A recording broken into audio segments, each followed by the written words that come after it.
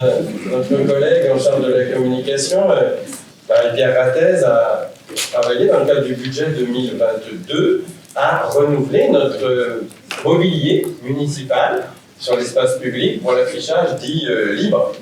Et maintenant qu'on a des beaux panneaux, elle a aussi travaillé à la question d'un règlement. Pour éviter toute anarchie. Alors on rappelle que la ville dispose de divers supports visuels de communication, et notamment donc de l'affichage libre.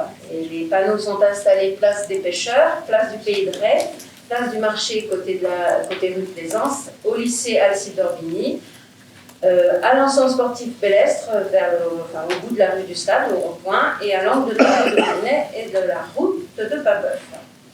Et pour que ces supports ne soient pas utilisés de façon anarchique, il est proposé de réglementer l'utilisation de ces panneaux comme suit. On rappelle tout d'abord que les panneaux sont libres. Les panneaux libres, sont accessibles sur tout le territoire et ne sont soumis à aucune demande ni autorisation.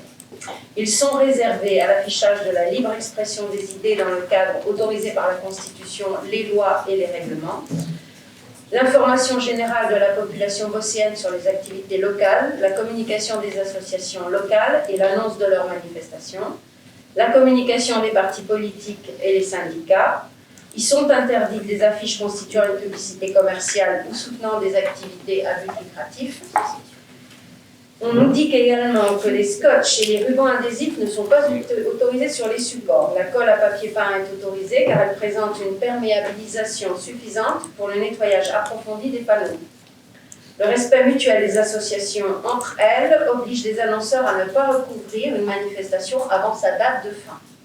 Cette recommandation ne s'applique pas en cas de date ultérieure lointaine et la ville ne pourra être tenue responsable de l'enlèvement d'affiches venant juste d'être posées lors des nettoyages spécifiques, périodiques. Excusez-moi, je suis fatiguée aussi. En cas de décollage des affiches pour une raison quelconque, le poseur qui se présente ne doit pas laisser sur place les affiches décollées. Elles pourront être mises dans les poubelles jaunes. Les propos injurieux, diffamatoires ou insultants n'ont bien sûr pas leur place sur les panneaux d'affichage libre. Toute affiche qui ne respecterait pas une des conditions ci-dessus sera enlevée et détruite sans préavis ni délai.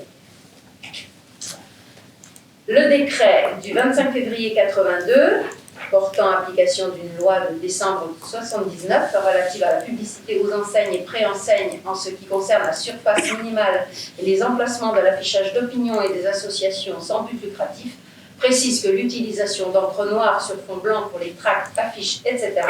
est réservée à l'administration. Cette loi est de jurisprudence constante depuis le 29 juillet 1881, et je ne me suis pas trompée en écrivant 1881, sur la liberté de la presse et plus particulièrement son article 4. Il est donc proposé au conseil municipal d'approuver le règlement d'affichage libre sur la commune. Nous allons passer du 19e siècle au 21e siècle directement.